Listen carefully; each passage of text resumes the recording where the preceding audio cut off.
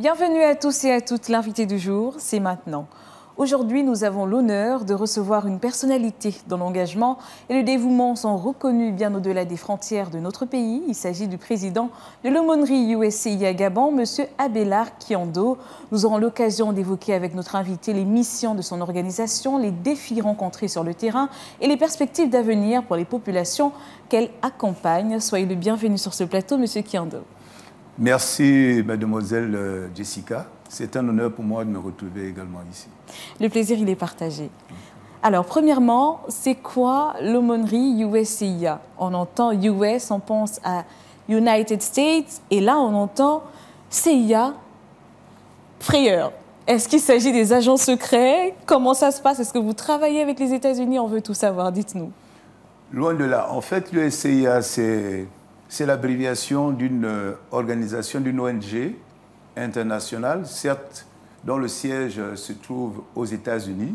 C'est Saint-Mont Chaplain International Association, donc l'association internationale des aumôniers des États-Unis. Très bien. Voilà, donc le siège est aux États-Unis et l'USCIA a donc des antennes dans chaque pays du monde, y compris au Gabon. Très bien, très intéressant. Est-ce que vous pouvez nous parler brièvement de votre parcours et surtout ce qui vous a emmené à vous engager dans l'aumônerie USCIA Gabon? Il faut dire que je suis pasteur. Très bien. J'ai été communicateur dans un média de la place pendant plusieurs années. J'ai animé plusieurs émissions, des émissions politiques, éducatives et autres. Ah, vous étiez à ma place? Oui, j'étais à votre place. Voilà. Très bien. Je me retrouve comme invité également. Très bien. Donc j'ai été un présentateur d'émissions et puis ensuite je me suis consacré au ministère pastoral. Ce qui m'amène à intégrer l'aumônerie commence lors du confinement. Certes, l'aumônerie n'était pas encore au Gabon en ce temps-là, notamment l'aumônerie USCIA, mais le déclic s'est fait lors du confinement, lorsqu'on a eu le problème du Covid. J'ai fait partie des équipes qui travaillaient avec le ministère des Affaires sociales dans le cadre de la banque alimentaire. Nous étions les volontaires, les bénévoles. Et ça m'a amené donc à aller dans les bas quartiers parce qu'il fallait faire un recensement des personnes auxquelles il fallait apporter cette assistance-là, compte tenu du confinement qu'il y avait. Et ça m'a permis de voir dans quel état les populations vivaient. Je vous assure que ça m'a sérieusement interpellé. J'ai vu la misère, j'ai touché du doigt cette misère-là, j'ai vu la souffrance d'une bonne partie, d'une bonne frange de la population. Et ça a créé en moi un déclic. Et je me suis dit qu'il fallait que je m'investisse également dans ce domaine, dans le domaine de l'humanitaire. Et avec mon église, aussitôt, nous avons commencé à engager certaines actions pour aider à soulager, un tant soit peu, la misère de certaines personnes. Voilà qu'arrive l'aumônerie USCIA au Gabon. Et je saisis donc cette opportunité-là pour continuer à accomplir cette vocation, parce que je me sentais appelé justement à être un acteur dans le domaine de l'humanitaire. Mais justement, en parlant de mission, quelles sont les missions principales de cette organisation? Les missions de l'USCIA, donc l'Association internationale des aumôniers des États-Unis, dont je suis le président au Gabon, consiste à se tenir aux côtés des personnes vulnérables. Les personnes vulnérables, les personnes nécessiteuses, des personnes en difficulté, des personnes en quête de bien-être spirituel, moral, relationnel, des personnes en quête de bien-être psychologique, social. Donc c'est cela, ça c'est l'une des missions effectivement de l'aumônerie USCIA. Bien entendu, lorsqu'il y a des situations de crise quelque part, l'USCIA mène des actions de dialogue. L'USCIA peut proposer ses services pour mener des actions de dialogue, des actions de négociation, de conciliation, de médiation, de facilitation, d'arbitrage. En tout cas, toute démarche qui pourrait amener à la résolution, qui pourrait aboutir à la résolution de la situation, que ce soit de crise, de malentendu. Admettons qu'il y ait une grève dans une entreprise ou dans une administration ou qu'il y ait un conflit quelque part. L'aumônerie USCA va proposer donc ses services pour faire une sorte de médiation et apporter donc aider à trouver des solutions. À la crise. Voilà. Très bien. Et est-ce que vous êtes confronté à des défis lorsque vous voulez réaliser vos missions, pour la réalisation de vos missions? Ah oui, les défis sont nombreux. Tout à l'heure, je parlais déjà de la misère. Vous savez, nous avons, peut-être que je vais en parler tout à l'heure, mais nous avons déjà, au sein de l'aumônerie USCA, nous avons plusieurs directions. Et parmi les directions que nous avons une direction qui nous permet, qui va faire comme une forme qui va identifier les besoins, qui va recenser en quelque sorte les personnes en difficulté, les personnes. Et là, on se rend compte qu'il y en a tellement. Il y en a dans tous les secteurs de la société. Parce que, comme je l'ai dit tout à l'heure, les missions de l'USCA, c'est apporter une assistance alimentaire, une assistance vestimentaire, une assistance médicale, mais c'est aussi aider les hommes, des personnes, des familles, par exemple, qui traversent des difficultés à résoudre des problèmes, parce qu'aujourd'hui, on rencontre des conflits, des divisions, la désunion des familles, et nous impliquons là-dedans également pour aider à résoudre. Donc, les défis sont nombreux. Ils sont vraiment nombreux. Et nous sommes confrontés aujourd'hui à un problème d'effectifs parce que quand on regarde tout ça, nous sommes plus d'une centaine d'aumôniers et nous pensons qu'il faut renforcer le dispositif au niveau des effectifs de l'USCA. Ça, c'est déjà l'un des défis. Les défis sont également d'ordre matériel et financier parce que les besoins sont nombreux. Et quand on regarde tout ça, on se rend bien compte qu'il nous faut suffisamment de moyens. Ce sont là, en quelque sorte, les défis auxquels je suis confronté, eu égard aux réalités du terrain. Donc, il y en a beaucoup. Et nous nous sentons toujours interpellés. Nous avons tous cette envie-là d'aller, de soulager la misère, de répondre aux préoccupations des gens. Et mais nous nous rendons compte que nous sommes limités.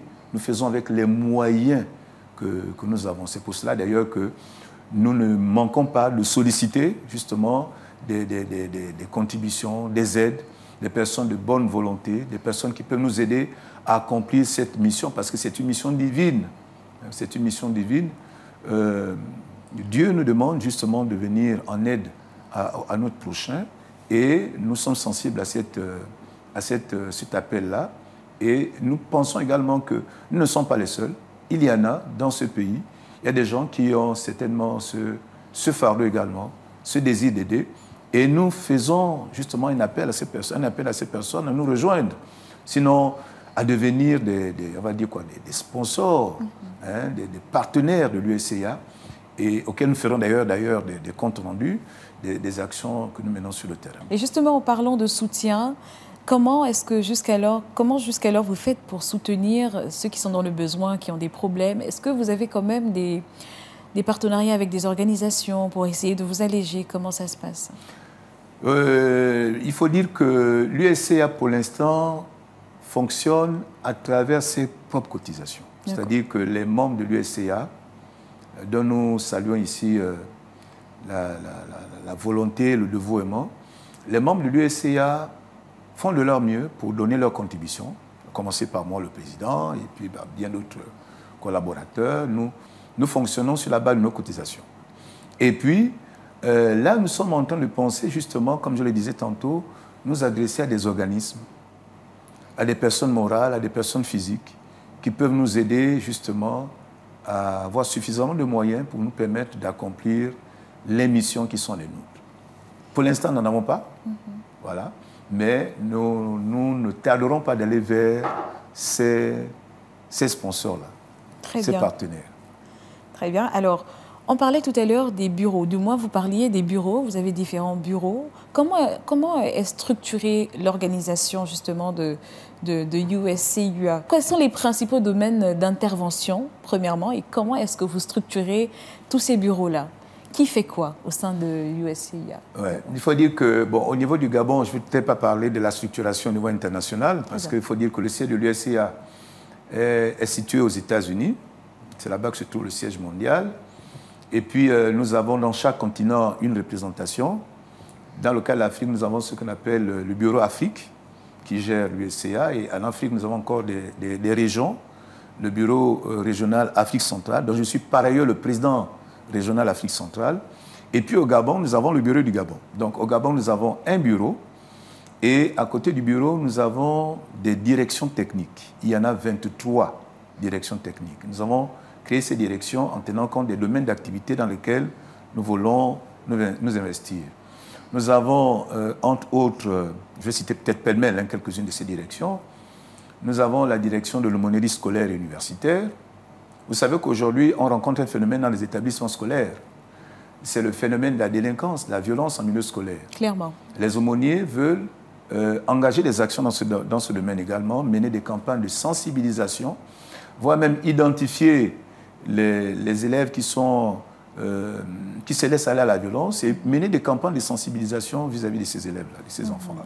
Donc, nous voulons établir un partenariat avec les différents établissements scolaires, que les établissements scolaires reçoivent les aumôniers pour pouvoir faire des campagnes de sensibilisation, amener les jeunes à prendre conscience de leur avenir, à éviter le danger que représente justement la violence, parce que ça les expose également à des peines privatives de liberté, à la prison et autres, toutes choses qui pourraient donc remettre en cause leur scolarité, leur avenir et autres. Donc nous menons des actions. On a commencé quelques-unes de ces actions dans certains établissements et nous entendons poursuivre dans beaucoup d'autres établissements. Est-ce que vous pouvez brièvement nous parler de la 3e promotion qui va sortir récemment? De quoi est-il question? C'est une promotion que nous voulons être plus performante que la première et la deuxième. Parce qu'aujourd'hui, avec l'expérience que nous avons, nous nous sommes rendus compte de certaines réalités de terrain et nous avons intégré ces réalités dans les modules que les aspirants vont découvrir d'ici quelques mois. Voilà. Très bien. Donc ceux-là qui sont intéressés, vous y compris, si vous êtes intéressé par l'aumônerie, vous venez, vous vous inscrivez, vous pouvez m'appeler. Je peux donner mon contact? Bien sûr. Ou voilà, bien votre page Facebook. Voilà. Comment vous joindre? Voilà, on peut me joindre au 077 12 55 56. Et puis, bon, à partir de ce moment-là, on vous donnera toutes les informations nécessaires. Voilà. Très bien. Alors, nous sommes arrivés à la fin de notre émission.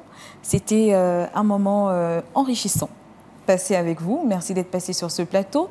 Je rappelle que nous étions avec M. Abélard Kiando, qui est le président de USCIA Gabon. C'était un plaisir, une fois de plus, de vous recevoir sur ce plateau. L'aumônerie USCIA Gabon nous enseigne que l'engagement citoyen n'est pas une option, mais un devoir. Leur travail est un appel à l'action pour chacun d'entre nous. N'attendons pas que les autres agissent, soyons le changement que nous voulons voir dans le monde. Et c'est sur ces mots que je vous dis à très vite pour un nouveau numéro de l'invité du jour. En attendant, bonne suite de programme sur Gabon 24.